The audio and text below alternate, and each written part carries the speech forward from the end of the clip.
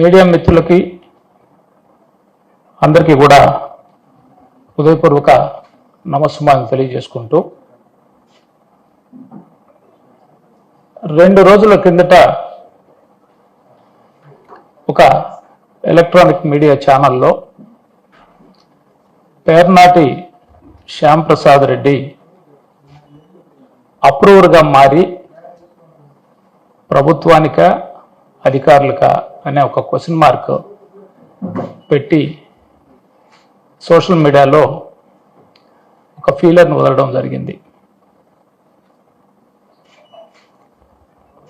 YSR Congress party ఆవిర్భావం నుంచి కార్యకర్తగా జగనన్న నమ్మిన సైనికుడిగా ఈ జిల్లాకు సంబంధించి నేను ఆనాటి నుంచి ఈనాటి వరకు కూడా కొనసాగుతూ వచ్చాను. ఏదో ఒక కేసు పెట్టినంత మాత్రాన అప్రూవర్గా మారాల్సిన అవసరం కానీ, అదేవిధంగా కేసులకి భయపడిపోయి బయటకు వెళ్ళాలనో లేదనుకుంటే కేసుల్లో నుంచి బయటపడేదానికి మార్గాలు ఎదుర్కోవాలన్న ఆలోచన నేను గత 2014-19 జరిగిన ఎన్నికల్లోనూ చేయలేదు, 24 నుంచి 29 దాకా కూడా చేయనని మీ ద్వారా తెలియజేసుకుంటూ, ప్రత్యేకించి పొదలకూరు మండలం తాటిపర్తి గ్రామంలో ఒక మైన్కి సంబంధించి అక్రమ మైనింగ్ జరిగినట్లు, అక్రమ మైనింగ్ సంబంధించిన దాంట్లో A1 నిందితుడిగా నా పేరు ఎఫ్ఐఆర్లో చేర్చడం, ఆ తర్వాత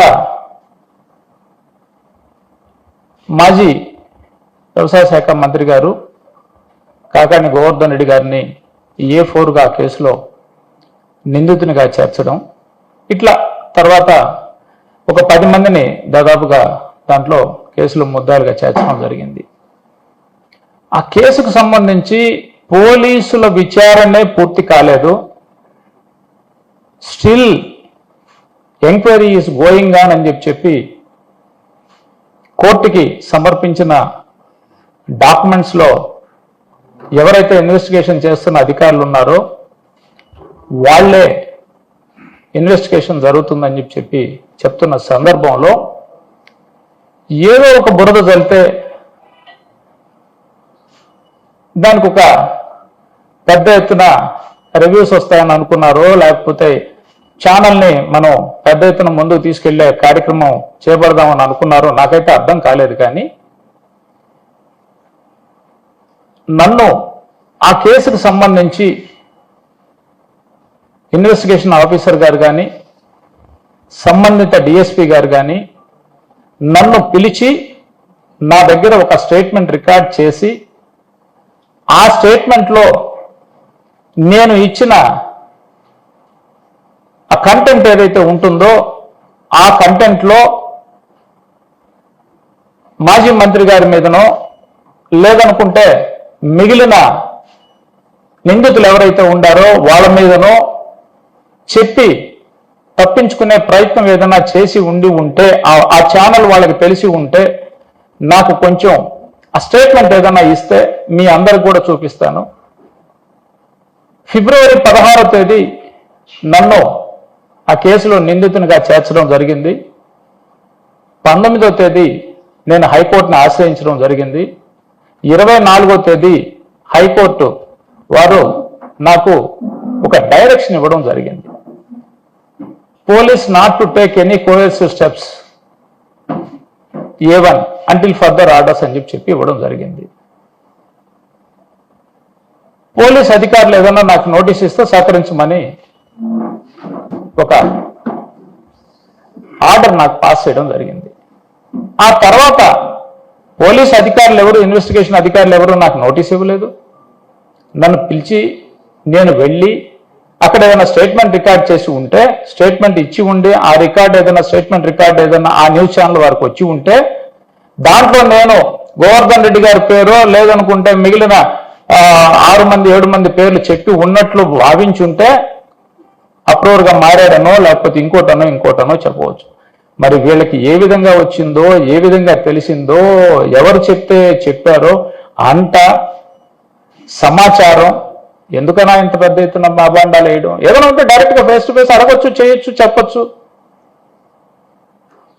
సో ఈరోజు మీ ముందుకు వచ్చింది ఆ కేసుకు సంబంధించి మైనింగ్ అధికారులే, నా పర్సనల్ ఒపీనియన్, మైనింగ్ అధికారులే గతంలో పనిచేసిన అధికారి శ్రీనివాస్ కుమార్ గారు కావచ్చు, ఈ రోజు ఎఫ్ఎస్సిగా ఉన్న బాలాజీ నాయక్ గారు కావచ్చు, వాళ్ళిద్దరికీ కూడా క్లారిటీ లేని రిపోర్ట్లు ఇచ్చున్నారు. వాళ్ళు కంప్లైంట్ ఇచ్చిన దాంట్లో కూడా వాళ్ళకే క్లారిటీ లేదు, క్లారిటీ లేకుండా ఇచ్చారు. A2, A3 ఎవరైతే ఉండారో నిందితులుగా ఈరోజు ఎఫ్ఐఆర్లో చేర్చబడి ఉండారో, మొట్టమొదటిగా ఆ మైన్ దగ్గర ఎవరైతే నాది అని చెప్పుకోబడుతున్నాడో విద్యాకిరణ్ అనే వ్యక్తి కావచ్చు, అదేవిధంగా ప్రస్తుత శాసనసభ్యులు సర్వేపల్లి శాసనసభ్యులు సోమిరెడ్డి చంద్రమోహన్ రెడ్డి గారు ఇచ్చిన కంప్లైంట్ల మీద డిప్యూటీ డైరెక్టర్ ఆఫ్ మైన్స్ ఆ రోజున్న శ్రీనివాస్ కుమార్ గారు దాన్ని విచారించి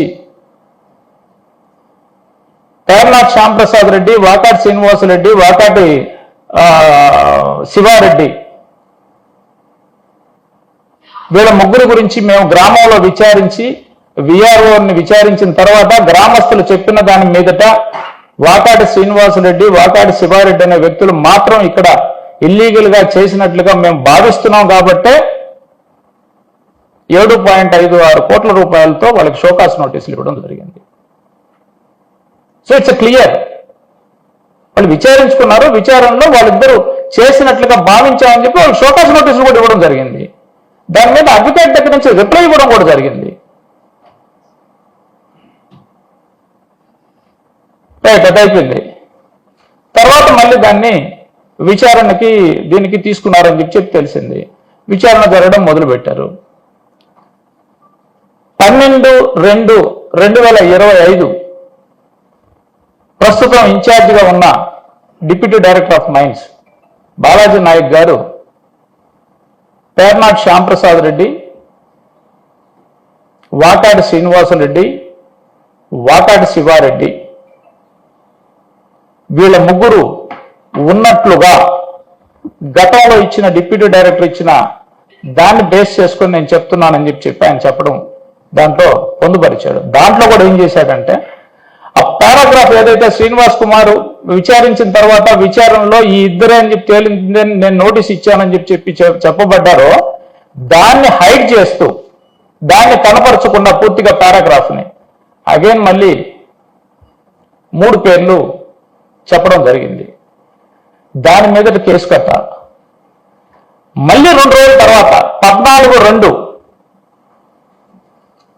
ఎంత హాస్యాస్పదంగా ఉందంటే ఒక జిల్లా మైనింగ్ అధికారి 12/2/2025 బాలాజీ నాయక్ గారు స్టేషన్ హౌస్ ఆఫీసర్ పొదలకూరు వారికి ఒక కంప్లైంట్ పంపించాడు. కంప్లైంట్లో ఏం చెప్పాడు? In the reference is cited the then DMG Nellore, అప్పట్లో విచారించిన Nellore, along with this office technical staff has conducted inspection. At the time of inspection on enquiry with the VROs as well as the locals, it came to know that the following person are conducting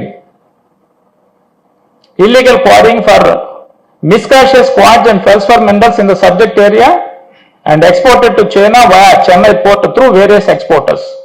So, ఈ paragraph లో శ్రీనివాస్ కుమార్ గారు ఇచ్చిన పూర్తి paragraph దీంట్లో పెట్టకుండానే సగ paragraph పెట్టేసి మా 3 పేర్లు ఇవ్వడం జరిగింది. దీంట్లో పేర్నాథ్ శ్యాంప్రసాద్ రెడ్డి, వాకాటి శివారెడ్డి, వాకాటి శ్రీనివాసరెడ్డి. ఒరిజినల్ గా ఫస్ట్ ఎవరైతే శ్రీనివాస్ కుమార్ గారు దీన్ని ఎంక్వైరీ చేశారో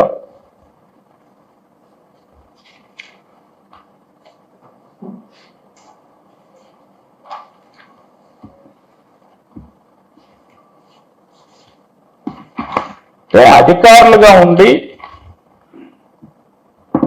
వాళ్ళు సరైన మార్గంలో తీసుకెళ్లాల్సింది పోయి వాళ్లే దీన్ని తప్పుదోవ పట్టించి పోలీసులకు ఇచ్చి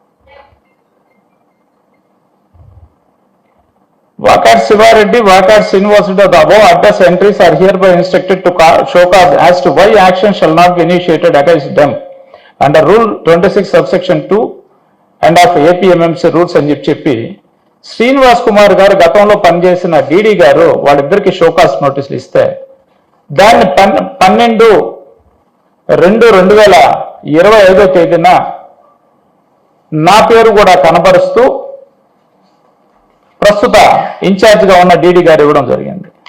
మళ్ళీ సేమ్ 14/2/2025 అదే బాలాజీ నాయక్ గారు మళ్ళీ స్టేషన్ హౌస్ ఆఫీసర్ 2 రోజులు అంతే 12 ఇచ్చాడు మళ్ళీ 14 ఇస్తున్నాడు. దాంట్లో ఏం చెప్పాడు,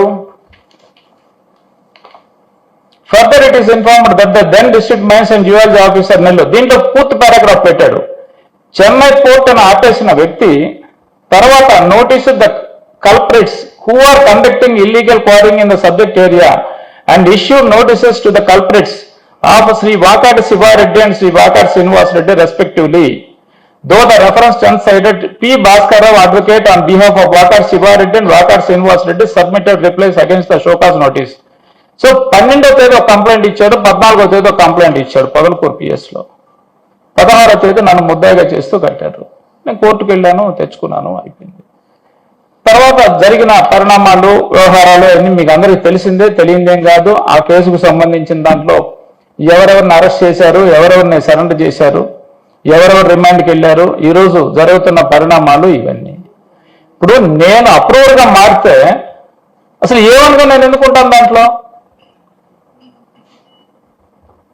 అట్లీస్ట్ వాళ్ళు రిమాండ్ రిపోర్ట్ పెట్టేటప్పుడన్నా కూడా శ్యాంప్రసాద్ రెడ్డికి ఈ కేసులో పూర్తిగా ప్రమేయం లేకుండా మాకు ఆయన అప్రూవర్గా మారిపోయాడు కాబట్టి మేము ఈ కేసులో నుంచి తొలగించబడుతుందని చెప్పి సీటీలో కొట్టి పెట్టాలి కదా కోర్టులో.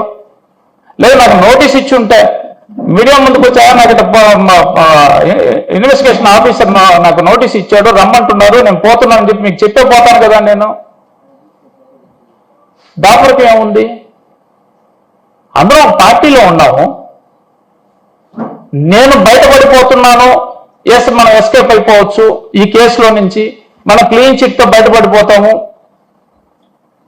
అని అనుకున్నా నన్ను పిలిచున్నారు కదా. అసలు అధికారులు పిలిచి నాకు నోటీస్ ఇచ్చి పిలిచుంటే నేను ఏ స్టేట్మెంట్ ఇచ్చాను అనేది తెలుసుకోవచ్చు. ఏమీ లేకుండా వెళ్ళిపోయింది. 100 కోట్లుగా 7,56 లక్షల రూపాయలకి పెనాల్టీ షోకాసు నోటీస్ ఇచ్చినారు. 100 కోట్లు ఎక్కడి నుంచి వచ్చింది, 1000 కోట్లు ఎక్కడి నుంచి వచ్చింది? ఏ పని కట్టుకొని అంటే ఇంకా శ్యాంప్రసాద్ రెడ్డి, గోవర్ధన్ రెడ్డి అంటే బాగున్నాం కాబట్టి శ్యాంప్రసాద్ రెడ్డిని గోవర్ధన్ రెడ్డి విడగొట్టాలా, లేదంటే శ్యాంప్రసాద్ రెడ్డి గత 8-9 నెలలుగా ప్రశాంతంగా తన పని తను చేసుకున్నాడు కాబట్టి అతను ఎందుకు బయట ఉండాలో, బుర్ర వెళ్తే మళ్ళీ తీసుకొని వచ్చి మళ్ళీ పెట్టిస్తామని అనుకోవడం. కాబట్టి నేను ఖచ్చితంగా ఈరోజు ఏదైతే నన్ను A1 నిందితుడిగా దీనిలో నన్ను పొందుపరిచారో నేను లీగల్గానే ఫైట్ చేస్తాను. నేను